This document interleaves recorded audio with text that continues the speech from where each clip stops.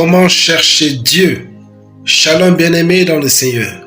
Notre méditation du jour s'intitule Comment chercher Dieu?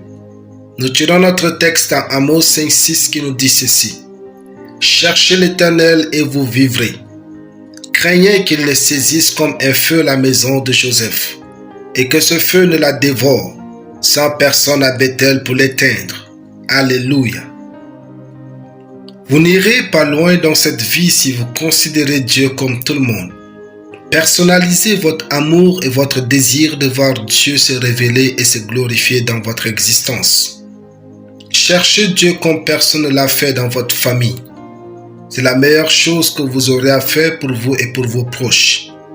Il est écrit, cherchez l'Éternel et vous vivrez. Votre meilleur est dans votre quête de Dieu. Comment chercher donc Dieu? 1. En étudiant sa parole pour mieux le connaître et lui plaire. Il est écrit dans Psaume 119, 10, 11, « Je te cherche de tout mon cœur. Ne me laisse pas égarer loin de tes commandements. Je serre ta parole dans mon cœur afin de ne pas pécher contre toi. » Dieu et sa parole font un. Si vous passez du temps avec la Bible, vous verrez Dieu vous parler constamment. Rien ne peut remplacer votre moment intime et personnel avec la Bible.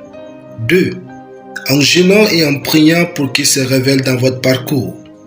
Dans 2 Chroniques 20, le roi Josaphat et le peuple de Juda faisaient face à une bataille perdue d'avance à coup sûr. Entourés par une présence considérable d'ennemis, ils ont cherché Dieu en jeûnant et en priant. Ils ont remporté la victoire. Parfois, il faut ajouter le jeûne à vos prières pour les rendre efficaces et efficientes. C'est la foi en Dieu et non le jeûne qui permet de toucher son cœur et de le rencontrer. 3. En pratiquant ces instructions. Il est écrit dans Jean 14, 21, « Celui qui a mes commandements et qui les garde, c'est celui qui m'aime. Et celui qui m'aime sera aimé de mon Père. Je l'aimerai et je ferai connaître à lui. » Dieu et sa parole font un. Ainsi, prendre du temps avec sa parole, c'est se disposer à l'entendre vous parler. Enfin, en le servant de tout votre cœur. David dit à son fils, « Salmon, mon fils, connais le Dieu de ton Père et sers-le d'un cœur dévoué et d'une âme bien disposée, car l'Éternel sonde tous les cœurs et pénètre tous les desseins et toutes les pensées. Si tu le cherches, il se laissera trouver par toi. » 1 Chroniques 28, 9.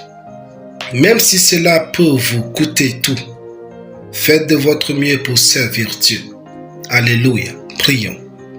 Père Céleste, je te dis merci pour la compréhension de ta parole et la vie épanouie qu'elle m'offre au nom de Jésus. Amen.